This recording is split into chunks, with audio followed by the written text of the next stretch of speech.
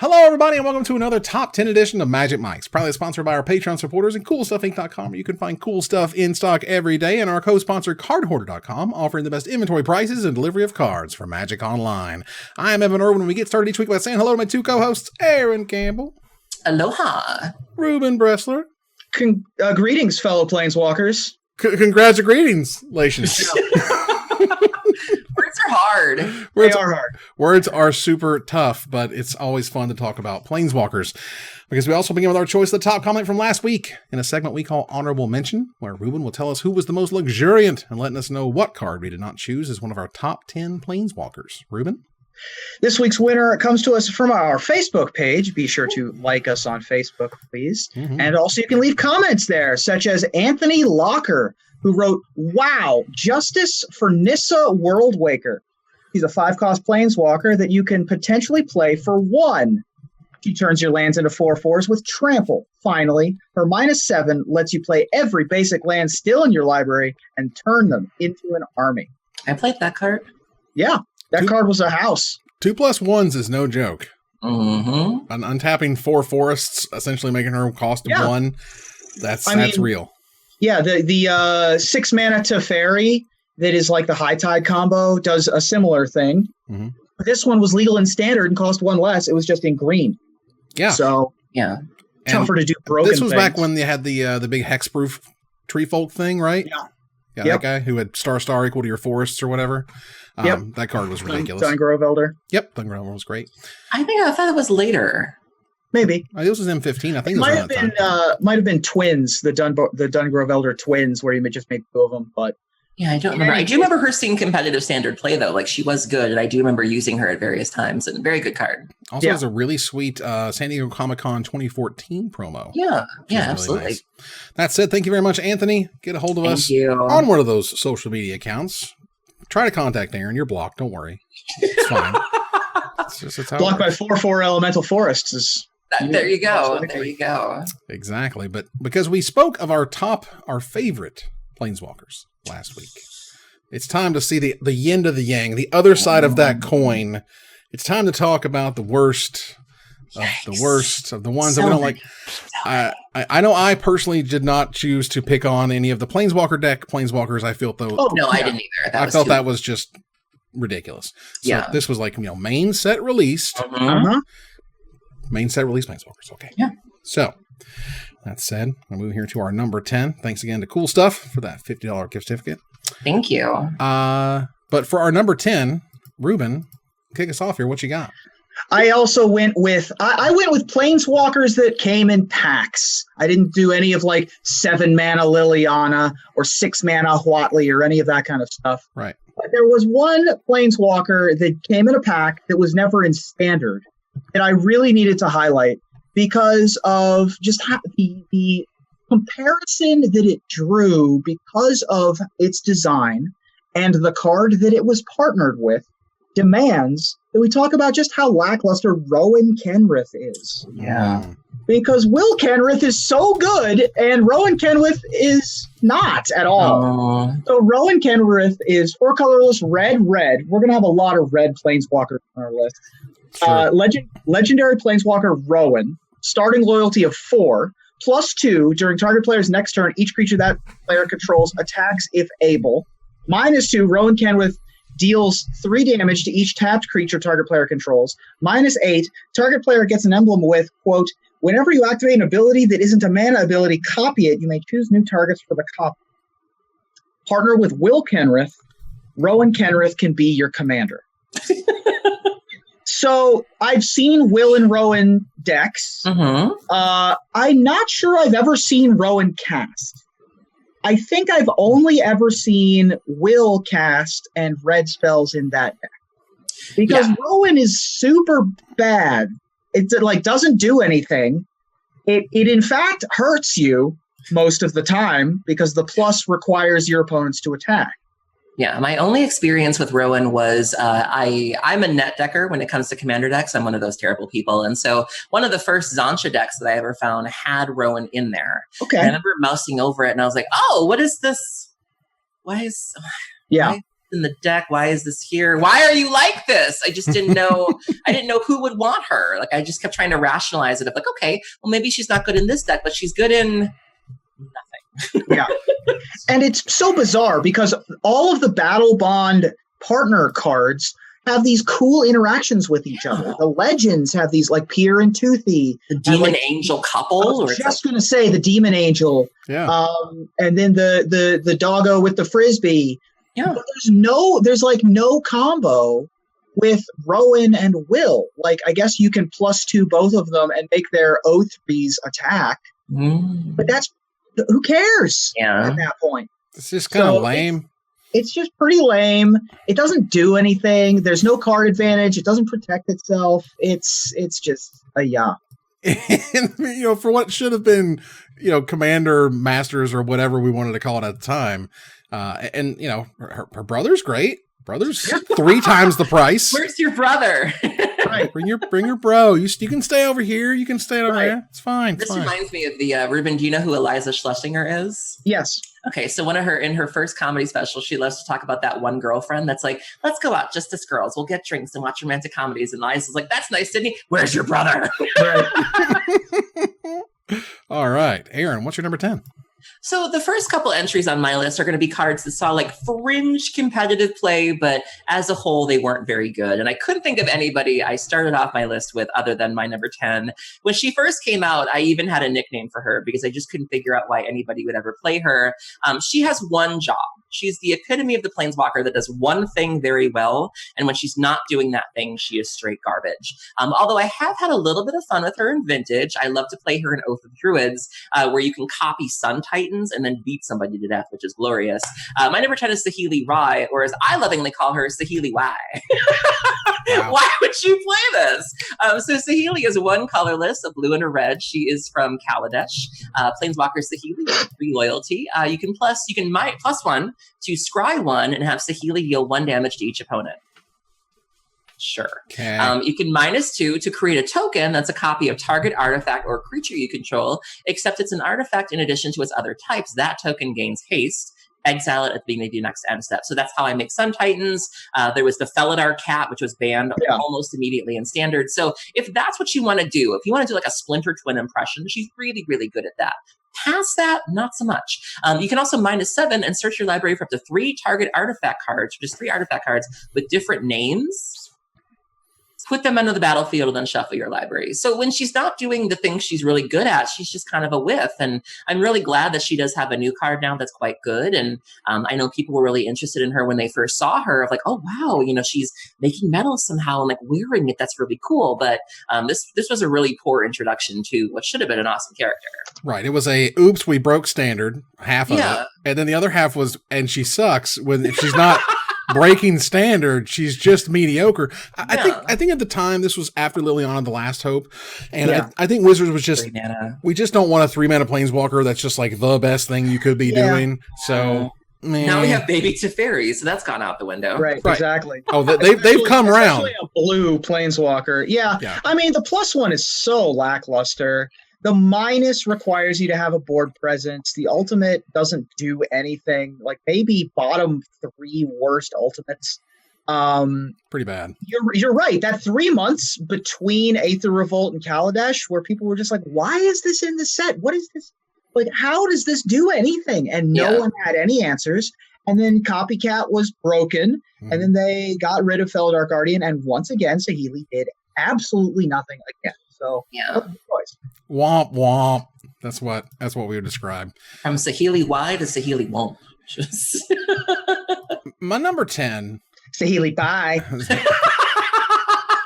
Wow. Love it. That was great. Sean, look, at one point in time, Wizards, and they're starting to actually come back around cyclically to Chandra. Like, M20 is supposed to be all about Chandra, right? Chandra was actually showcased in the Netflix thing, right? It's Chandra. Well, it's been a while since we've been all about the Chandra, no treble. And Chandra showed up back in M12 with a new version, and they were just like all about Chandra, and Chandra was going to be insane, and Chandra's going to be so good. And then Chandra the Firebrand kind of like stumbled out of the door and like fell on his face, and then they kept it for another year. We had 2 years of this lackluster garbage. Chandra the Firebrand is a red and 3 generic mana for a 3 loyalty planeswalker from M12 and M13. It has +1, deal 1 damage to target creature or player. Ooh, protect myself against 1 toughnesses. -2, forks the next instant or sorcery spell. It copies the next instant or sorcery spell that you play. You may choose new targets. Have never been good. Never ever. Even when you get like one of them and then have to ping them in their face to get your next one. Okay, and then -6. She deals 6 damage to up to 6 target creatures and or players. Whoop-de crap. This is the epitome of whoop-de crap. What? None of this does anything that's really interesting. Fork has always sucked. They literally put Fork on a counterspell, for God's sake, to try to make it somewhat playable.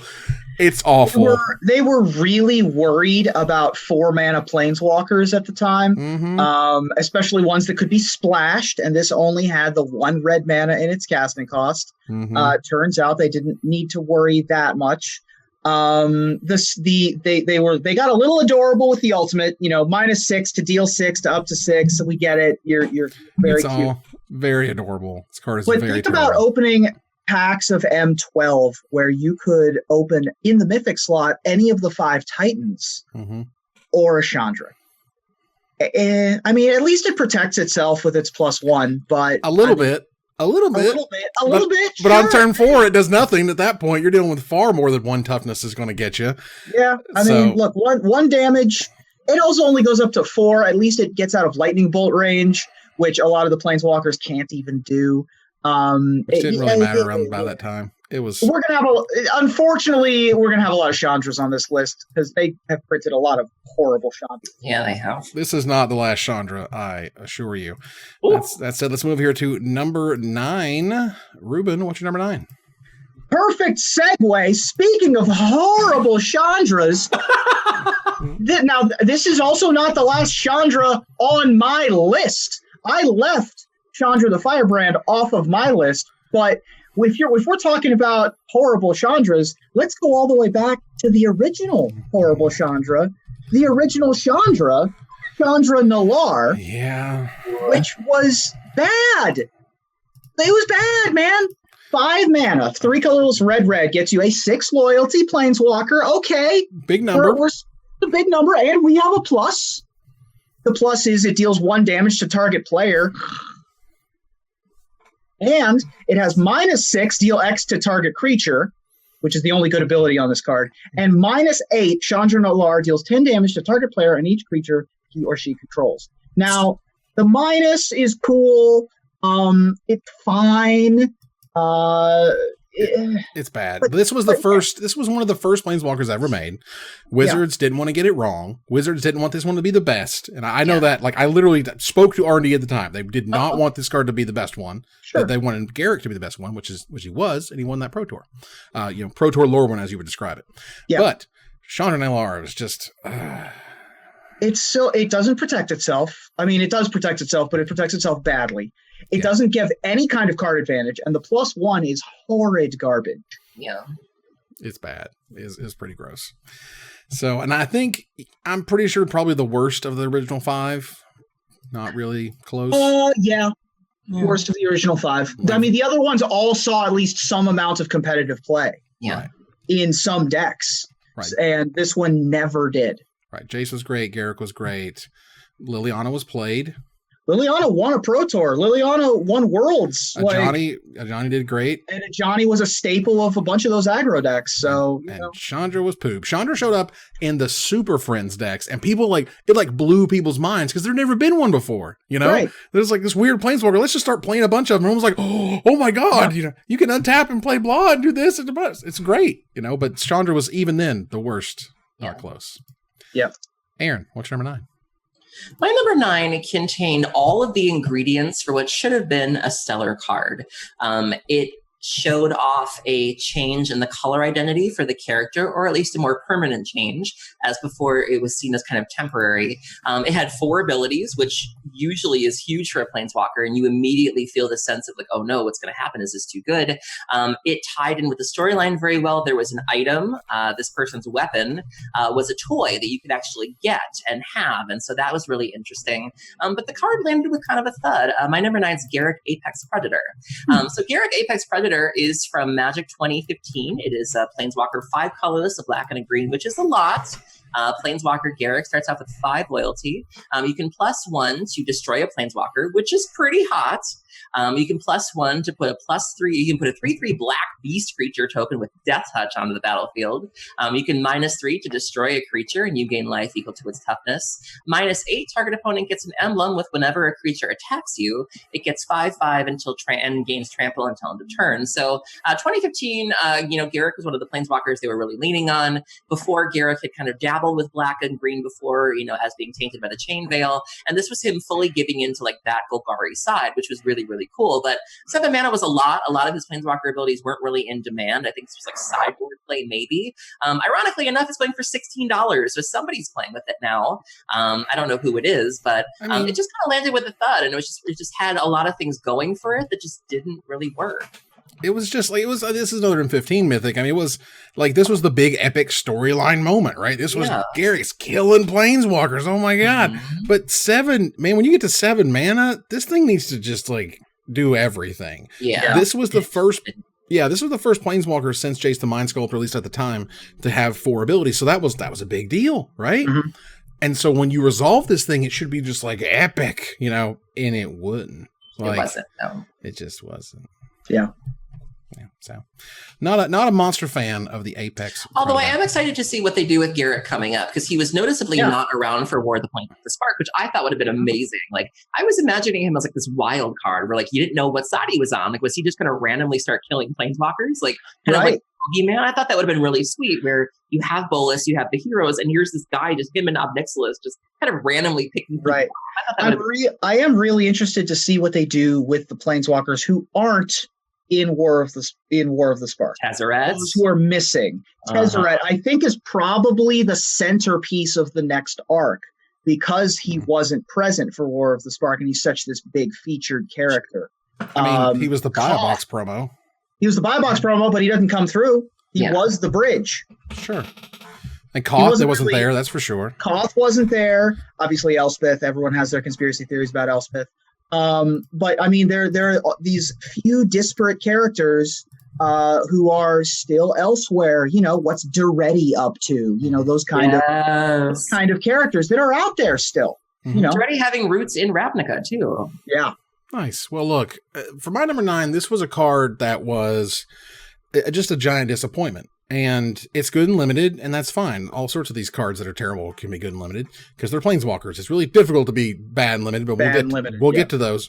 All I'm saying is that this guy, right now, this was printed years ago. It's worth $1.25. This card is absolute crap. It just didn't do anything. You were like, this reads so cool. And yet, somehow, Sarkin turning himself into a dragon was just not nearly enough. Sarkin the Dragon Speaker was a mythic from Khans of Tarkir. 2 red, 3 generic mana for a 4 loyalty planeswalker that has +1 until end of turn. He becomes a legendary 4/4 red dragon creature with flying and indestructible. This card saw standard play. And haste, not enough. I was not liking this one. I died to this card before. And you can, and it's not like it was unplayable. It just was a huge disappointment from what people thought was going to be this monster, like just runs the format, and it's just Sarkin decks and everything else. It wasn't. -3, it deals 4 damage to a target creature. And -6, you get an emblem with, quote, at the beginning of your draw step, draw 2 additional cards, and, quote, at the beginning of your end step, discard your hand. So nobody wants the ultimate, because you're just going to keep discarding all the cards that you want to keep. And the +1's neat, super thematic, don't get me wrong, that's cool.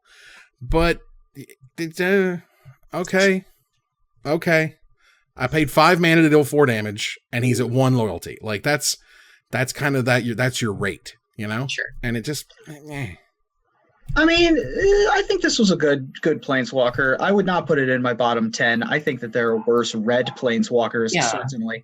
It was good in that Mardu mid-range deck for like a long time. And the Jeskai decks with like Stoke the Flames, like that deck could kill you fast. You'd pair that with like Seeker of the Way, and like those decks were dumb. So, and I understand again that it was popular, but again, for me, the way they sort of sold it, this was the big Planeswalker of cons, right? Yeah. This was the all-star. This was the guy. It's Sarkin. He's back. It's happening. Honestly, the card that probably should be here is Sarkin the Unbroken. And that was just my mistake. It's fine. I mean, you're not wrong that like the headlining mythic of the set now being $1.30 is pretty upsetting, and maybe deserving of a spot in the bottom 10. Right. The other Sarkin, at least I could see like a lot of people had fun with it in casual decks and their teamer decks, and that's a cool thing. That's really neat. But this guy is just, again, if it was played at all, it'd be worth more than $1. Like, this is your $1 Planeswalker? Get out of here. Yeah. All right. I think it was good in Standard. I just think it didn't translate very well to like other formats. Like some Planeswalkers have that timelessness where it's like, you'll find a new home in Commander, you'll find a new home. Someone will take you home, but like nobody did. It was last call at the Planeswalker bar, and Sarkin's still sitting there having a drink. Fair enough. So let's move on here to number 8. Ruben, what's your number 8?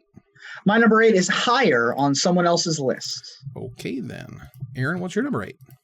My number 8 is a card, and we're going to talk about how Planeswalkers can be kind of disappointing, where, you either have the ones that have consistently been disappointments that finally get a good card, or you have the ones that come out, kind of disappointing and never get a good card and long overdue for one. I find that whole thing fascinating. I know we were talking about Nyssa Worldwaker earlier, and Nyssa went by with a lot of not good Nyssas. And I found it interesting that the minute she became boring, her cards became good. Don't at me. It's true.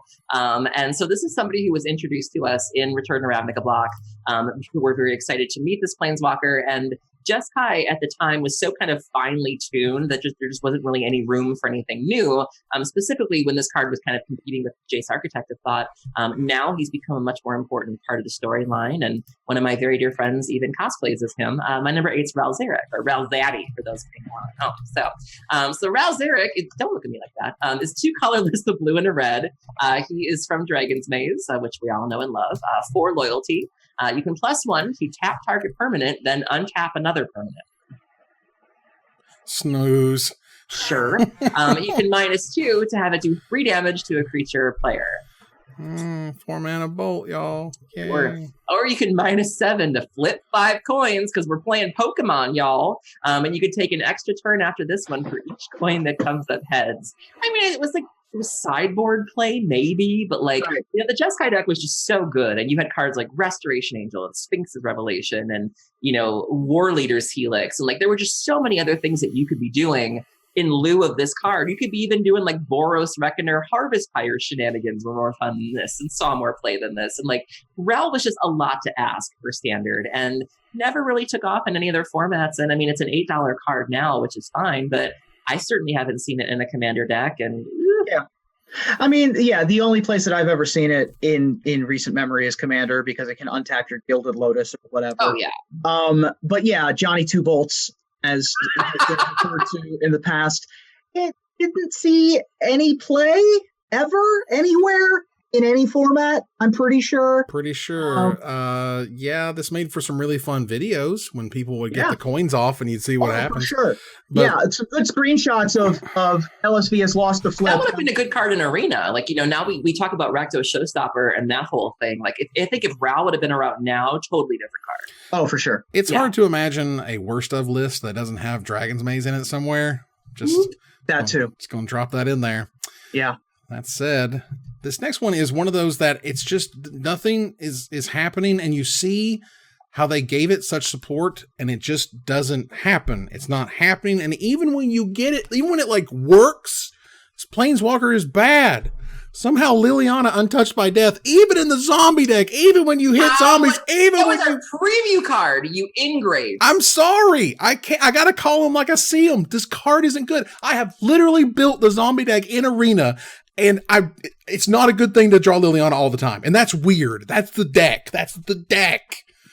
You can kiss our preview cards goodbye now. I can't not like a Anyway, Liliana Untouched by Death is 2 black, 2 generic mana before a mythic Legendary Planeswalker Liliana from M19 from last year. 4 loyalty. +1, put the top 3 cards of your library into your graveyard. If at least one of them is a zombie card, and they never are, each opponent loses 2 life, and you gain 2 life. They just never are. -2, target creature gets -X until end of turn, where X is the number of zombies you control after your opponent blows you out with a removal spell and when you use this ability. And then -3, you may cast zombie cards from your graveyard this turn, which doesn't matter because everything exiles your graveyard these days, so you can't actually combo off ever. So I actually played this in the zombie deck right as Amonkhet was rotating out, and it was actually quite good. And I think cards like Liliana are, there's been a lot of criticism about Planeswalkers recently, even before War of the Spark, where people felt like they were just kind of jammed into decks, where it's like, are you playing Azorius? You're playing Teferi. If you were playing red, you were playing Chandra, Torch of Defiance. And so I think that this and the newer Baraska, things like that, the Planeswalkers that are a lot more niche, I think it's a good step in the right direction for Planeswalkers, instead of it being just sort of the obvious inclusions. I like now that they're more tailored for like a certain kind of deck. Oh, I do too. So I thought it was a good sign that these cards came out, and that I think they should do Planeswalkers more that way. Same with Kaya. Kaya was one of those cards that was very niche. And when you found that right niche, it was amazing. And I like the direction they're going. Oh, I love the direction. I just want it to not suck when I play it in the deck that you tell me to play it in. I apologize for him. So it's the Sun. Florida Sun. I will say this was a good brawl general. Maybe. Okay. And I've also seen people combo off with Rooftop Storm and in their Grim Grin Corpseborn decks. So there's applications. Hey, but no competitive play whatsoever.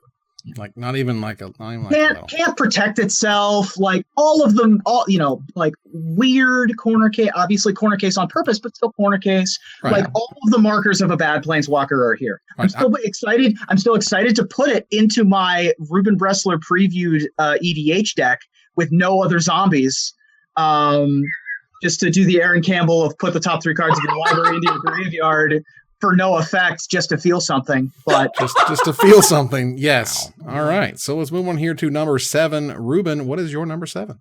My number 7 is, I thought that I was going to get some flack because this one had a little bit of competitive play. It did well at a Pro Tour once. It's medium popular, but seeing Evan's first couple picks, I feel good about saying Kiara the Crashing Wave. It was terrible. My number at my next one. It's not great. This is the first one on my list that has what I call the lightning bolt problem. So Kiara the Crashing Wave is 2 colorless green-blue. Legendary Planeswalker Kiara enters the battlefield with 2 loyalty. +1 until your next turn. Prevent all damage that would be dealt to and dealt by target permanent and opponent controls. -1, draw a card. You may play an additional land this turn. -5, you get an emblem with at the beginning of your end step. Create a 9/9 blue Kraken creature token. They call the first one bubbling. Bubbling? Yeah, because you put a bubble over them. I like that. That's protecting yourself, right? Plus protect yourself, minus card advantage. Cool. We get lightning bolted. Bolt, dead, done. Lightning strike, dead, done. We plus and we still get bolted is a huge problem. Now, of course, this was popular in that bug control deck that a couple of the teams brought to the Journey into Nyx Pro Tour, and then that deck died out. That deck didn't matter anymore after that Pro Tour. No one played that deck anymore. So it was just a little bit of a flash in the pan. It had a little bit of competitive success. But even to this day, it's nobody plays it. Yeah, it's one of those cards that, like, it was clear what was wrong with it. Like, when you saw it, when it was previewed, you're like, oh, wait, a what? It's only got 2? I can only do that twice? Yeah, I played with her in Maze's End. I was running the Maze's End deck where, like, you could use her as, like, again, just sort of a ramp thing, bubbling just to kind of keep her safe. And then you would just kind of win with either Maze's End or you'd make a bunch of creatures. And so, yeah, not very good, which is a shame because even the next one wasn't great either. And so, yeah, just a lot of questions about that card. It was like, why? Like, there's just, I mean, Kiara, Master of the Depths, came later in Battle for Zendikar and she somehow sucked worse. And you were like, What are you doing, guys? This shouldn't be that difficult. Like, she's so cool. Where like you have like this merfolk. I think she was she came from like duels, didn't she? Where like the backstory was really cool. That she, it kind of came out of nowhere, and she was really sassy, and she fought with Thassa, and like again, just there were so many points where it's like this should be an awesome character, and yet just a dead fish. And yet here, wow, I like that. Woof. I think this Planeswalker was in the water. Yeah. Nice. Got on the hook. All right. So, Aaron, what's your number 7? Oh, the stinker right here. So it's always fascinating when Planeswalkers have that color identity shift. When, we mentioned it with Garrick, where Garrick was green, then he kind of flirted with black, he had a transform thing, and then he went straight green-black. And of course, the Vorthoses are really interested in that. It can lead to really neat story moments as like, oh, how did they end up this way? And the same happened with my number 7. This is a character that recently became 2 colors. Really no explanation for it. In fact, she kind of disappeared from the storyline a little bit after this came out. The card wasn't very good. I know they were trying something new in terms of her casting cost. My number 7 is Nyssa, Steward of the Elements. So Nyssa, Steward of the Elements is from Amonkhet. She is a color, she's X, which they've never done in a Planeswalker before. Green and a blue for Planeswalker Nyssa. Starts off with X loyalty. You can +2 her to scry 2. You can 0 to look at the top card of your library. If it's a land card or a creature card with converted mana cost less than or equal to the number of loyalty counters on her, you may put that card onto the battlefield. Wow. If that doesn't excite you, you can -6 to untap up to 2 target lands you control. They become 5/5 elemental creatures with flying and haste until end of turn. They're still lands. So Nyssa goes Simic. Great. What's the reasoning for it? Oh, she disappears. She doesn't want to do this no more. And it's like, okay. And then, everything's just bad where it's like, who wants this? Like there's X, which is the loyalty, which then goes with the 0. And then it's a lot. This is the one time where X did not give it to you, as it were, because, I remember I tried with Nyssa. Like, I tried. Everyone tried. I played 1 in Turbo Fog over the second Karn. And that was good for about a second. In that initial iteration of the Nexus of Fate Turbo Fog deck, it had Karn as the main win condition. You could replace one of the Karns with one of the Nyssas. And it was a 3-mana Planeswalker, right? Like, that was a big thing. It was fine as a one-of in one deck for about 2 months. You know what this card looks like? This card looks like somebody wanted to do like a trick. You know what I mean? Somebody wanted to be really clever in R&D. They're like, let me make a 3-mana Planeswalker that could also be an 8-mana Planeswalker and make it work. Right. You didn't. I'm to be fair, I'm kind of okay that the X casting cost Planeswalker didn't work. I'm okay with that too. I'm fine with it. I actually think that this is a good power level for this card. It just never did anything. My number 7 involves a card that I'm pretty sure disappointed everyone who was kind of interested in what it was doing, and at the end of the day is looked back upon as a mistake. Because what were they doing with Arlen Cord, and why did it have nothing to do with werewolves? She sees vintage play, okay? Put some spec on that name. I guess, but like for standard and for the werewolf deck where she makes a wolf, she doesn't do anything for werewolves. You transform her over and you're like, okay, my creatures get a not werewolf thing, and then -1 to get a not werewolf, and then I don't get a werewolf thing.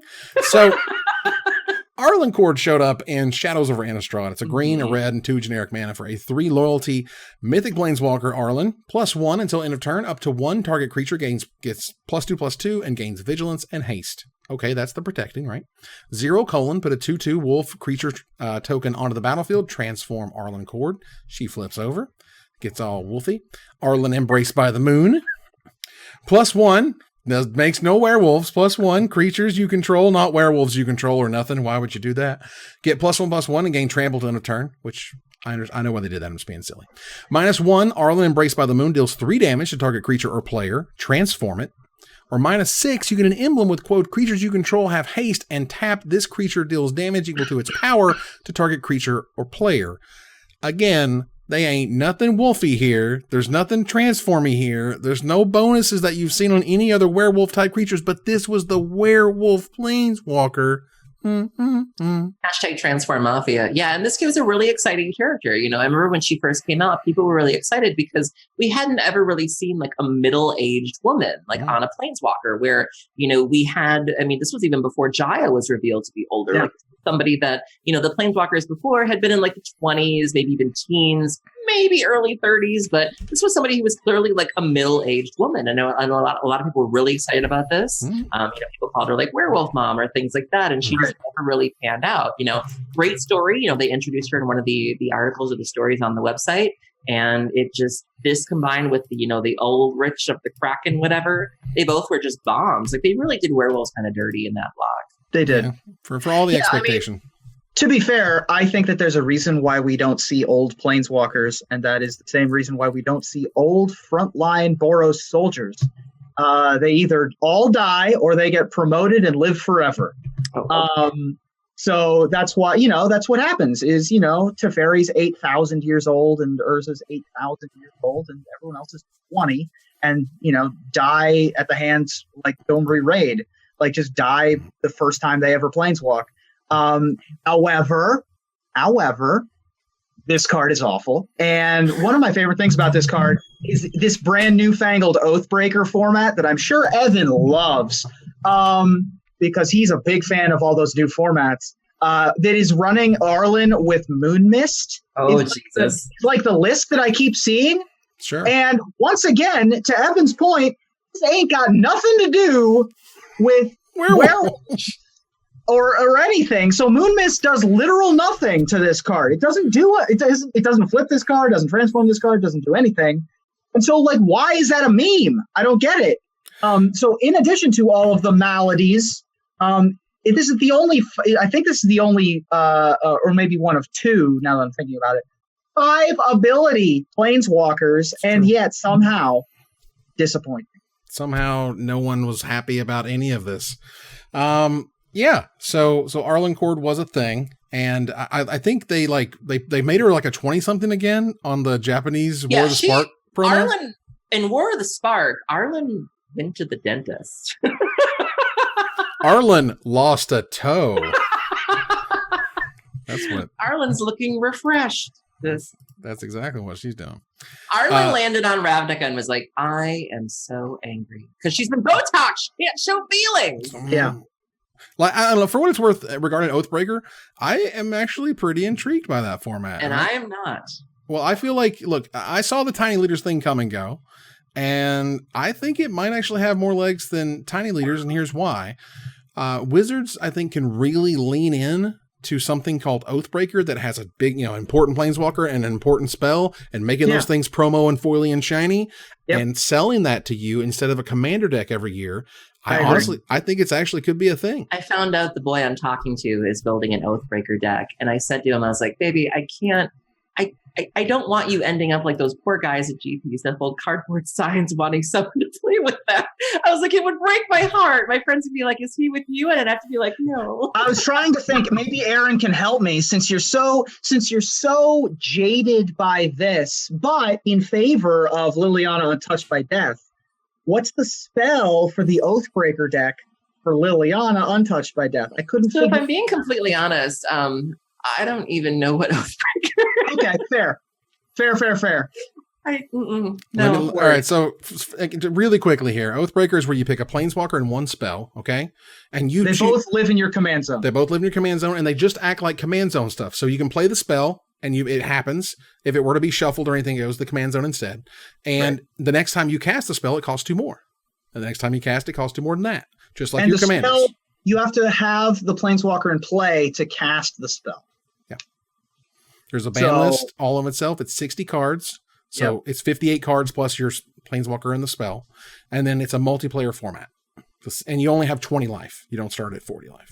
Yeah. So it's very similar to Commander. So yeah, it's neat. It seems like fun. The games are faster, much faster. because the lower life total. So you can actually have an aggro deck that actually works, stuff like that. It's already on Aaron's block list. All right, let's move we're done. She's like, nah, it's not happening, even though I think she would totally love it. Yeah. No, it sounds terrible. Number 6 for me is higher on someone else's list, and for good reason. It's terrible. Ruben, what's your number 6? My number 6, similarly, is also higher on someone else's list. I got this. Okay. So it's no secret, I love an Enchantress deck. I love Constellation. I love Enchantress in every format. One of my first commander decks was Daxos. So of course I had a lot of fun making enchantments and chaining Doomwake Giant triggers and things like that. So when I found out that Commander 2018 was going to have an enchantment theme, I was really excited on that. I was immediately on board with it. And then I was very disappointed because the character, the commander at the helm of the deck was just terrible. I felt like I was reading a contract at times, which is not good unless you're Liliana. But my number 6 is Estrid the Masked. So Estrid, which is very close to Estrich, which I was actually really excited about, is 1 colorless, a green, a white, and a blue. She starts off with 3 loyalty. You can +2 to untap each enchanted permanent you control. Okay. Yikes. -1, create a white aura enchantment token. Take a deep breath there. Named Mask. Why? Why? What is with the mask thing? Is this like that movie with Cher and the boy? I don't understand. Attached to another target permanent. The token has enchant permanent and totem armor. So you put totem armor on something. That's a lot of words. It's like Mad Libs. -7, put the top 7 cards of your library into your graveyard. I'm listening. Return all non-aura enchantment cards from your graveyard to the battlefield. Then do the same for aura cards. This is a lot. This is a lot. Like, this is just not what I want to be doing. It's certainly not what I want to be doing with these cards in particular. And so this is just a lot. I just don't get the character either. Like, what's with the masks? What's with the weird Lazatep? Why are you bald? Why? I just don't understand. Why are you $1.89? Because you suck. I can't. Because you're bad and no one likes your card. She's holding the cardboard side and He's like, play with me. Very nice. So that's a card. Let's move on here to number 5. Now, number 5 is very special because I share my number 5. All the Planeswalkers of all time, right? And we looked at all of them and we said, you know what? You know what runs mid-range? Number 5. Just creeping in, just on the windowsill, just creeping up into that top 5. Because there's just no way that I can tell somebody, okay, I want you to imagine that there's a Planeswalker and it makes a 3/3 dinosaur creature and they go, it's red-white. And you're like, what? Well, the dinosaurs, it's a green token, right? It's a green token. No. Whatley Warrior Poet. Damn it, Whatley. Whatley, you're so trash.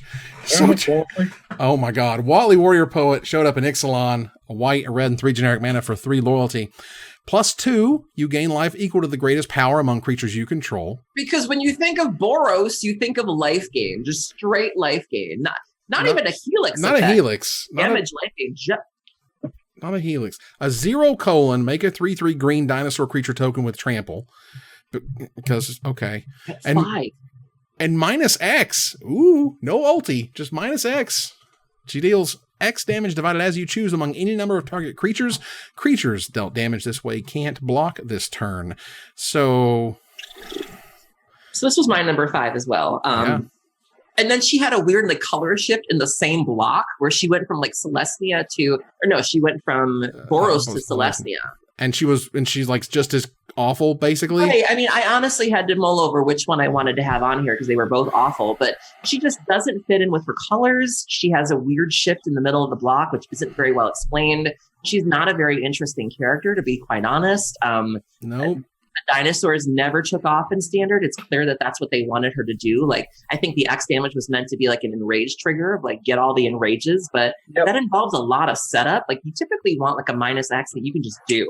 I remember Chandra Flamecaller, I think it was, where you could just drop her and be -4, just do the thing. Right. That's a good Planeswalker, but to have to do all that setup and then an X at 5, again, at 5 mana for Boros, no way. like, I don't know. This was one of those cards where you're just like, or am I trying to make them not block? Am I trying to hit my stuff?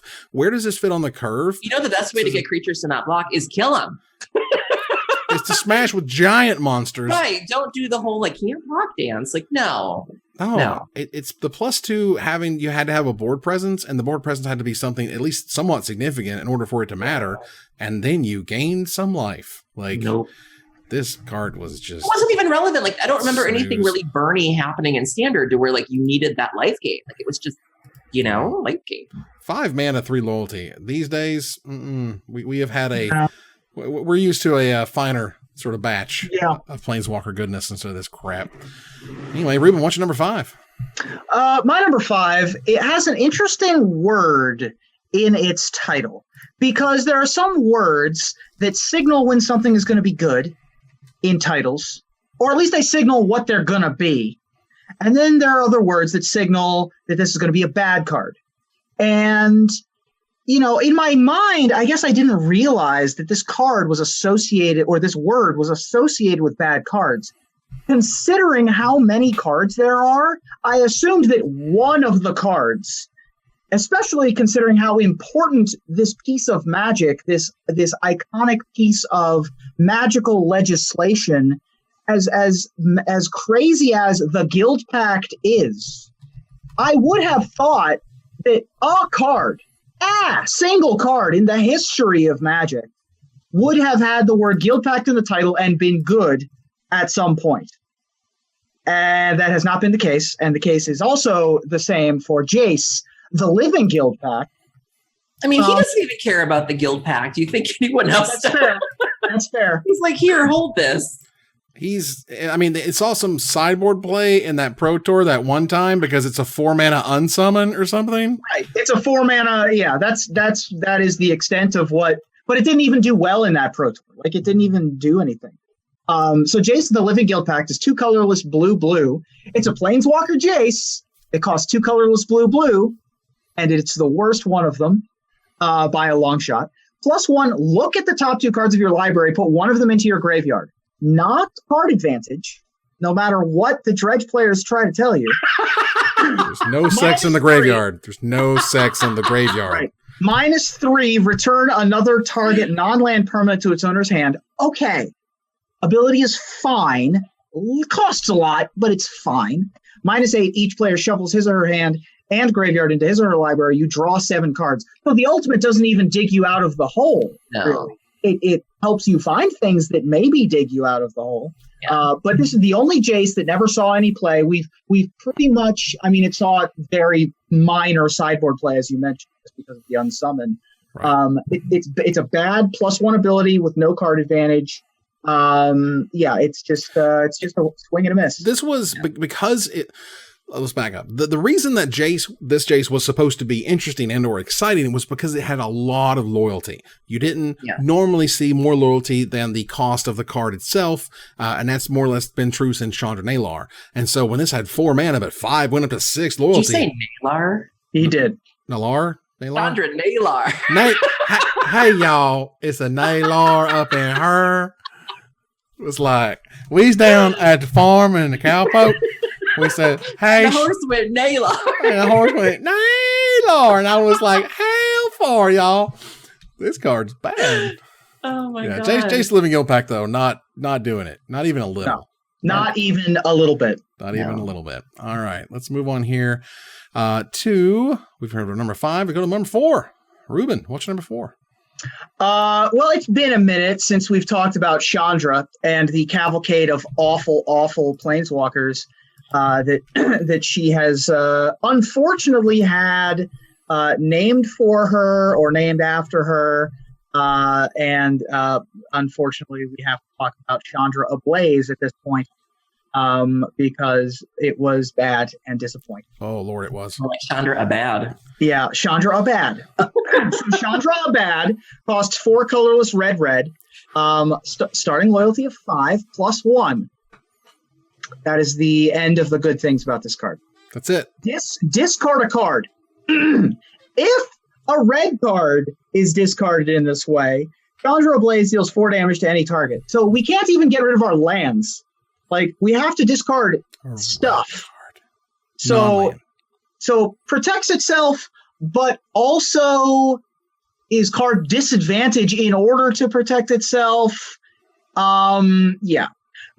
Each player discards their hand and draws 3 cards. Theoretically, card advantage, but also you're giving your opponent stuff. Like, not great. -7. Cast any number of red instant and or sorcery cards from your graveyard without paying their mana costs. And it just takes a lot to get there. For a set like Zendikar that was just pure gasoline, and it had the enemy fetch lands for the first time. It had landfall, which is one of the best mechanics of all time.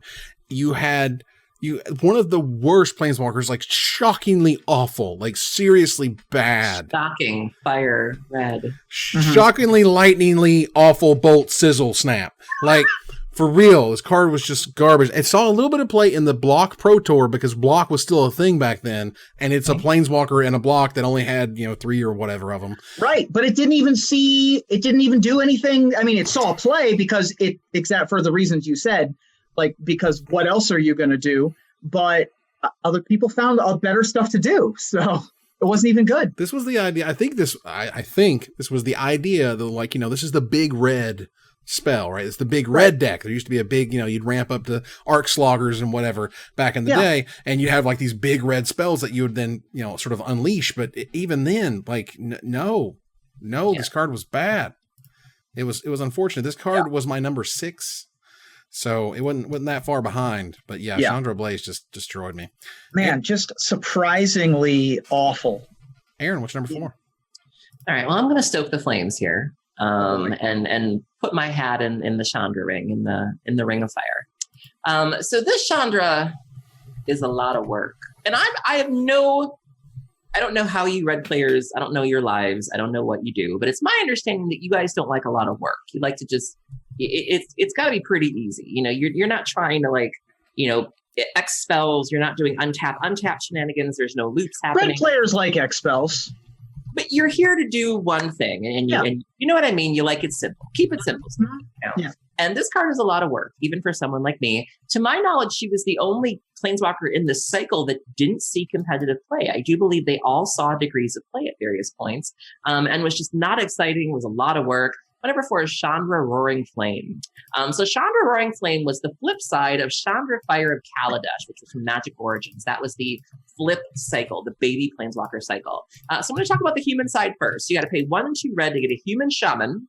Whenever you cast a red spell, untap Chandra. Tap Chandra, deal 1 damage to a player. If Chandra has dealt 3 or more damage this turn, exile her, then return her to the battlefield transform. So you're having to do this weird, tap, untap, and then flip her. That's a lot of work. That's just you doing a lot right now. Then you flip her, and you get Chandra Roaring Flame. Chandra has +1. Chandra Roaring Flame deals 2 damage to a player. So all of this, to just do that. You can -2 Chandra Roaring Flame to deal 2 damage to a creature. So you can then -7 Chandra Roaring Flame to deal 6 damage, again with the 6 damage, to each opponent. Each player dealt damage this way gets an emblem, but at the beginning of your upkeep, this emblem deals 3 damage to you. It's just a lot of work, and the payoff is not worth the trouble you're getting into to make this thing happen. All of the other planeswalkers were so effortless.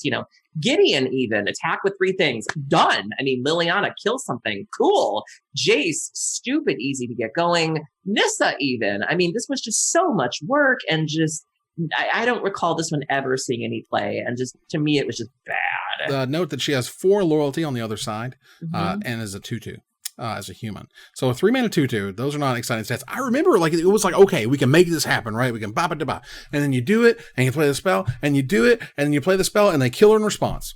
And you're like, okay. So then you finally, one day, the light shines, and you get the 2 spells, and you do the 3 damage, and you flip her over, and you're like, you shock something. I shocked something. Yeah. All of that to shock something. No, I mean, all of the other payoffs are so huge. I mean, you get the Liliana, you get Gideon, you get Jace. I mean, you get Nyssa. I mean, the reveals there are just so massive, and you really feel like you worked for it and it was worth it. And when you flip this over, it's just disappointing. I mean, something's got to be the best. Something's got to be the worst of a cycle. But the delta from Chandra to Jace was huge. Like, it was ridiculous. The delta from Liliana, the fourth best one, to Jace to Chandra was huge. Yeah, it was rough.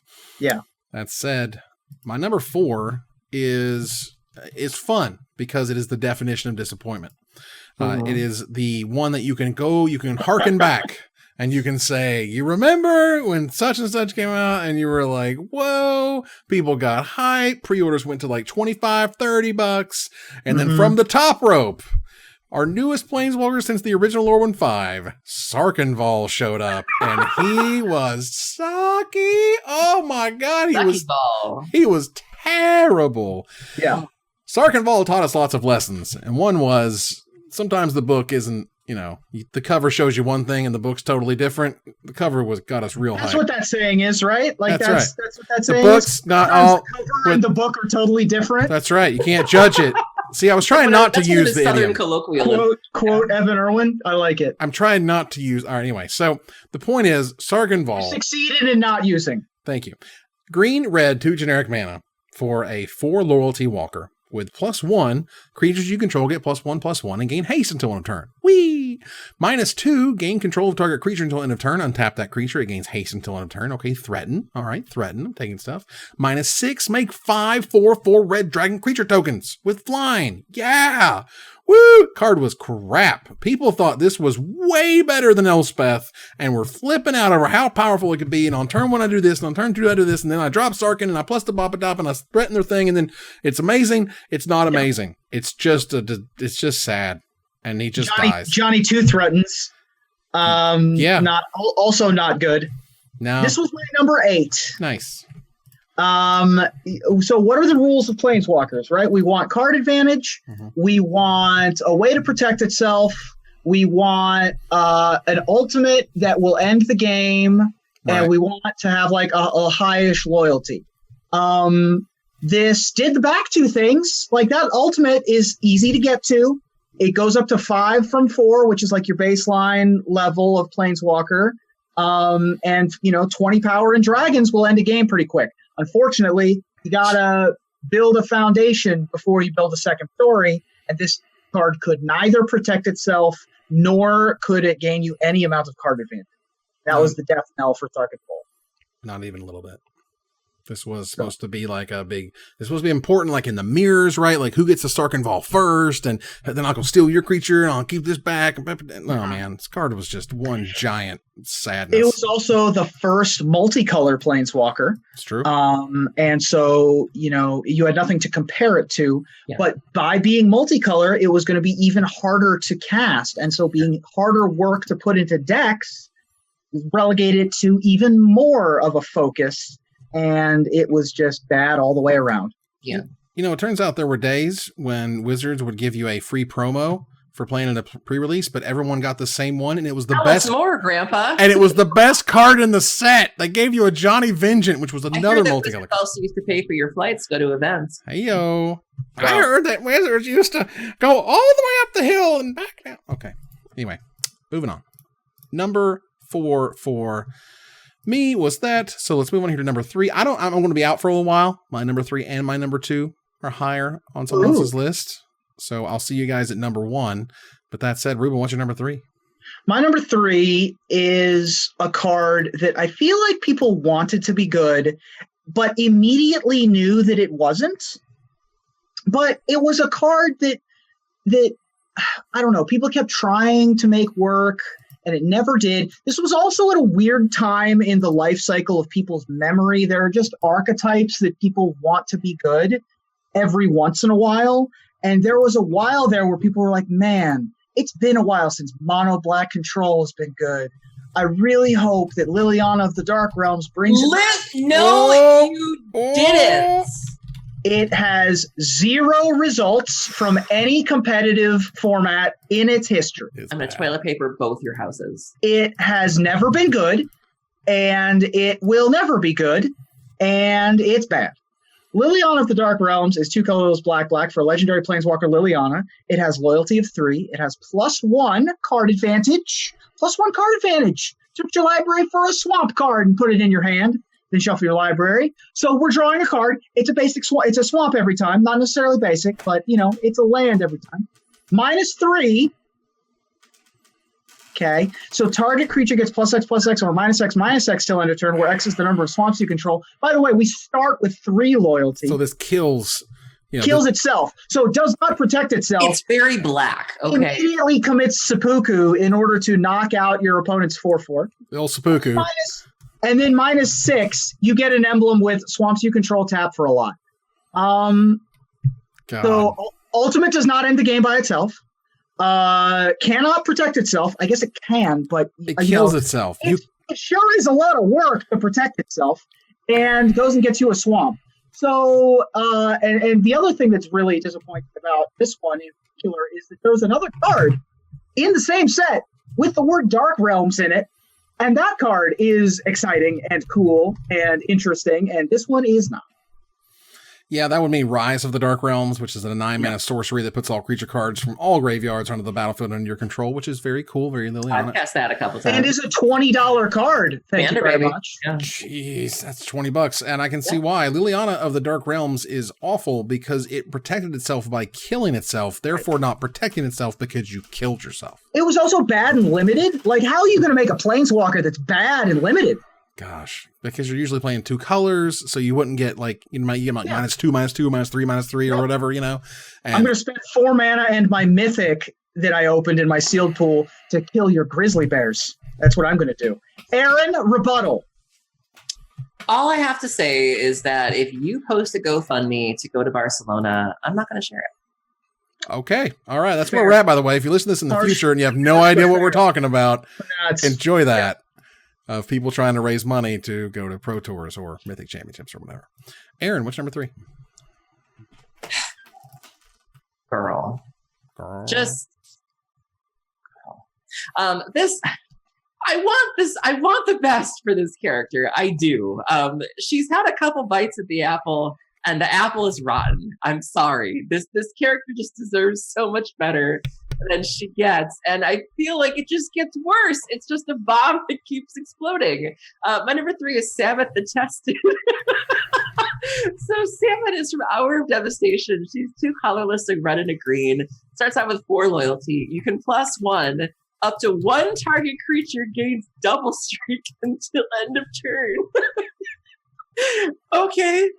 You can -2 to have her deal 2 damage divided as you choose among 1 or 2 target creatures and or players. Or you can -7 to search your library for up to 2 creatures and or planeswalkers, put them onto the battlefield, and then shuffle your library. She's 3 for 3 on all of her cards being awful. The creature was bad. This is bad. The War of the Spark version is bad. I want the best for her, and I can't. The War of the Spark version is like the best by a mile. Like, not even like close to how this is $1.15, y'all. You can get this for $1.15. This is some budget Planeswalker magic we got going on here. They're just doing her dirty, and I don't. Just that forked bolt. I mean, come on. You could Samut Spirit. Boy, Samut Spirit. Yeah. Samut Spirit. I endorse this pick 100%. This was my number 6. Nice. Boy, what a disappointment. Interesting fact about this Planeswalker is that it is the current cheapest non-uncommon Planeswalker. Cheaper than all the other mythics, all the other rares that have ever been printed. Samut. Saran wrap. That's a $3 foil, y'all. That's $3. And she failed. Just Evan, help me. What's it? It's Samut, but Samut the Tested. Samut the Tested is and failed. Wow.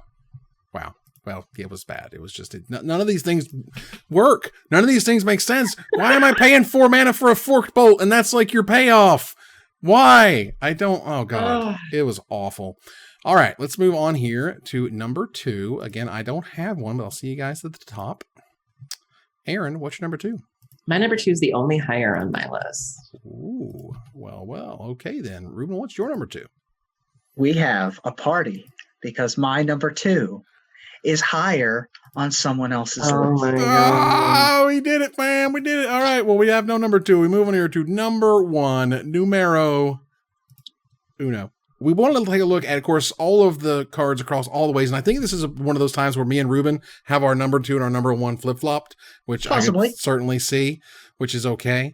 It held one of those sort of records as like, there's only one of this type of card ever, right? I don't have to do too much hinting for you to tell you that Tibalt the Fiend-Blooded is my number 1 worst Planeswalker. It's 2 red mana. It was really showed up in Avacyn Restored. Currently is about $2.15 or so, something like that. And more of a novelty. 2 red for a 2 loyalty walker with +1, draw a card, then discard a card at random. What? Okay. Yeah. That'll work out. -4, Tibalt the Fiend-Blooded deals damage equal to the number of cards in target player's hand to that player. -6, gain control of all creatures until end of turn. Untap them, they gain haste until end of turn, so it's pandemonium, essentially. And this card is terrible, and it's just like straight terrible. And Wizards wanted to like check a box and be like, we made a 2-mana Planeswalker, and we're like, okay, it sucks. Why did you do this? Right. This was my number 2. I think this one suffers just from being too cute, where it's like, okay, draw a card, but then discard a card at random. Then you have this sort of Punisher type effect that, as we know, Punisher effects are usually not good. Doing something that relies on your opponent having something where it's like, okay, deals damage equal to the number of cards in their hand. What if they have no cards in hand? So you're counting on them to have cards in hand. You're counting on wanting to discard at random. That you're counting on the setup. What if you're playing a control deck? They're not running creatures. Control is viable in standard. Playing, control decks with like 8 creatures were a thing. There were just so many things about this card that were cute, where if you didn't try to be cute and you just kind of filed down the edges a little bit, it might have been playable, but just from top to bottom, it was just unnecessarily showy, and it failed. The +1 making you discard at random was just like, you're never going to go up from there. No.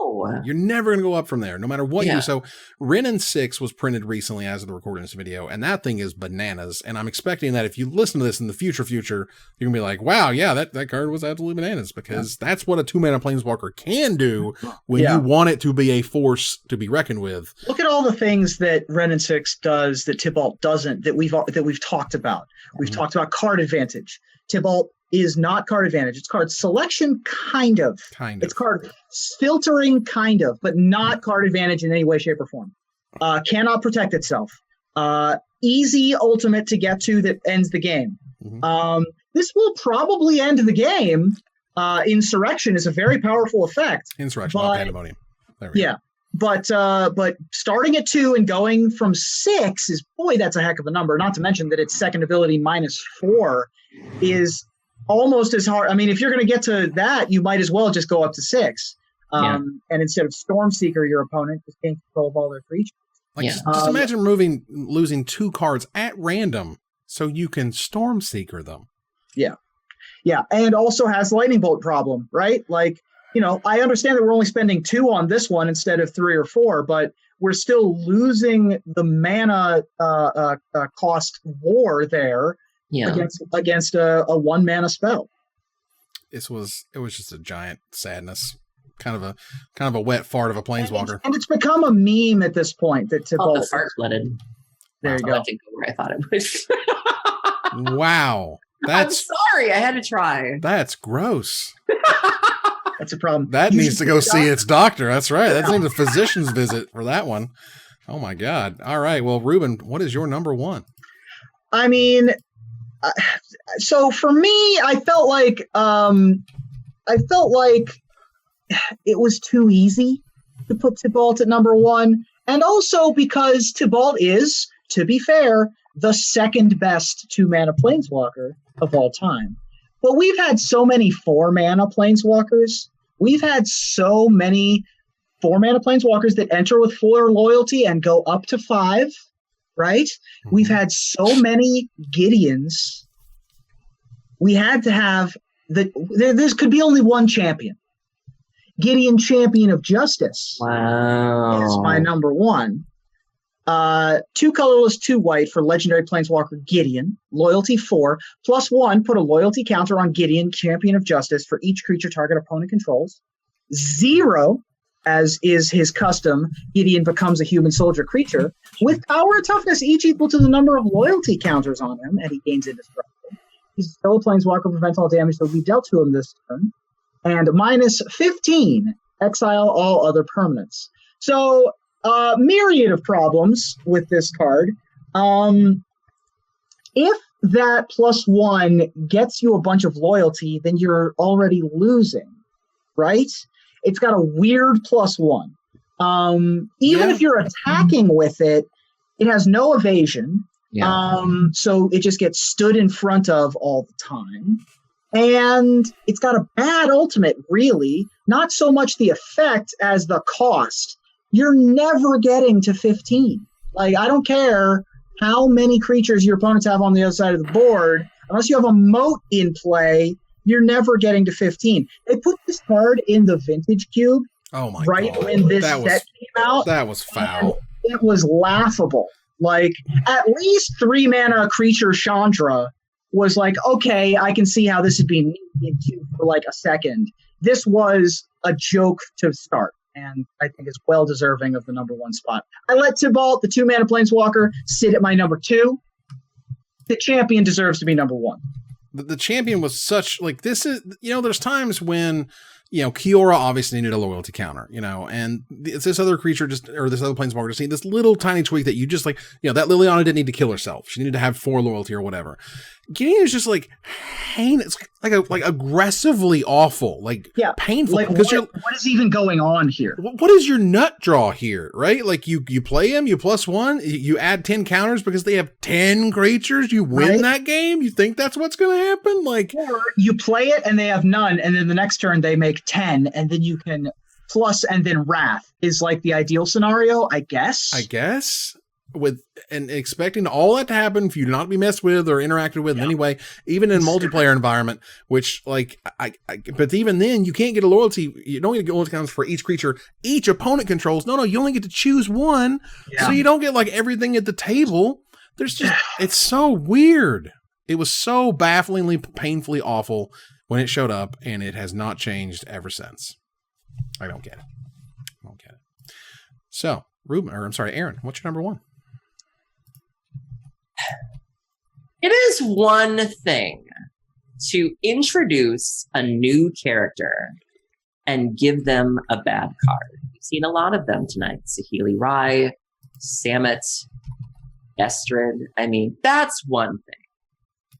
But to take a character who is iconic and beloved and finally give them a Planeswalker card and have it be straight Basura is disrespectful. My number 1 is Jaya Ballard. So Jaya Ballard is from Dominaria.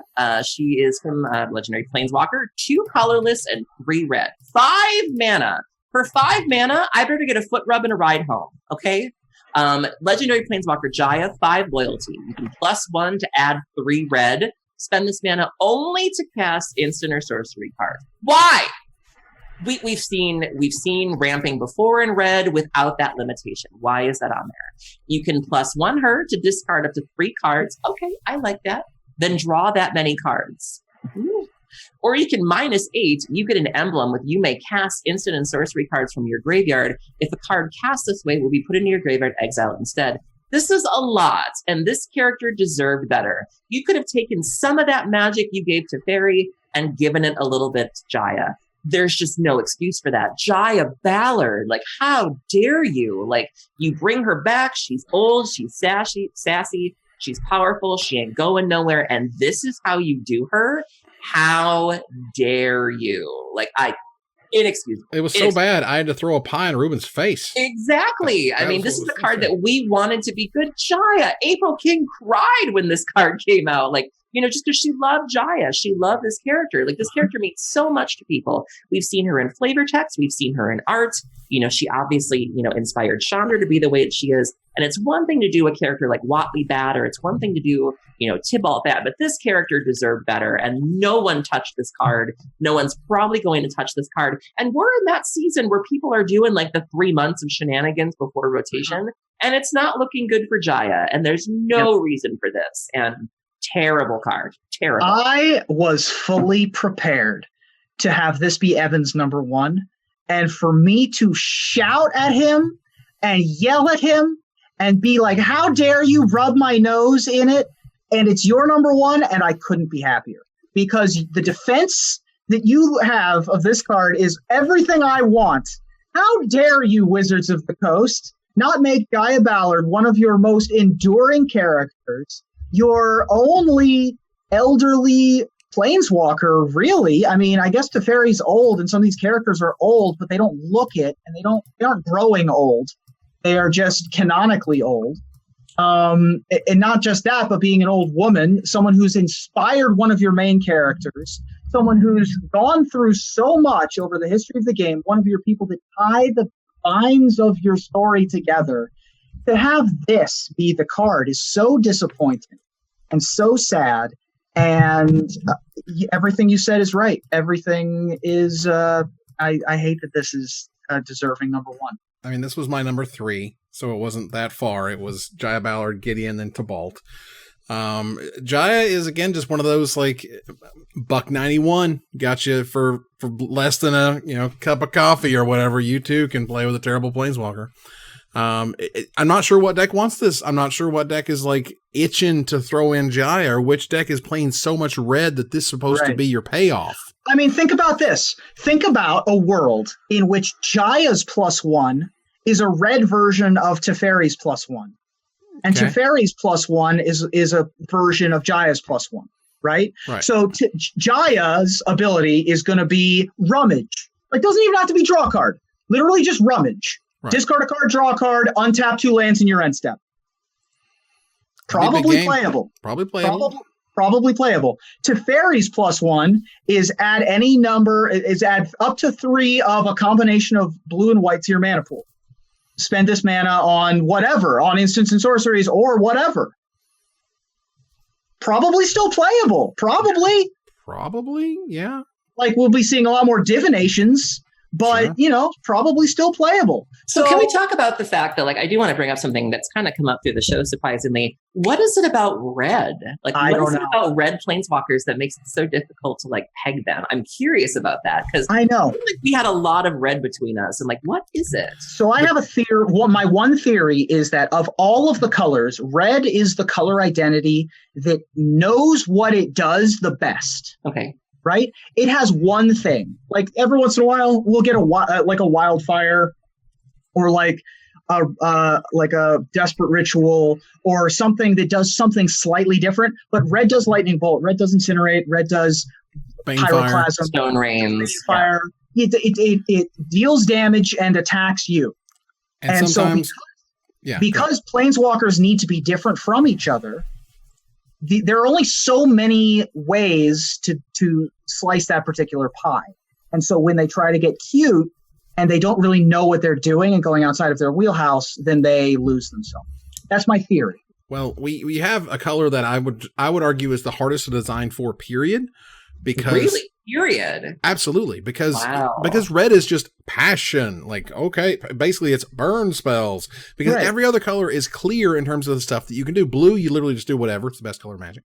White, got all about them creatures, enchantments, removal, okay. Black's death things, we're reanimating. We're working with the graveyard, that's fine. Green, infinite creatures, fat dorks, whatever. And then red is just like, I guess I'm gonna burn you. And it's like, so they try to give these weird angles, but none of this makes a lot of sense. And they don't put any real enablers in the set to make her any good. They haven't printed anything since that's made her even remotely look at-able, as it were.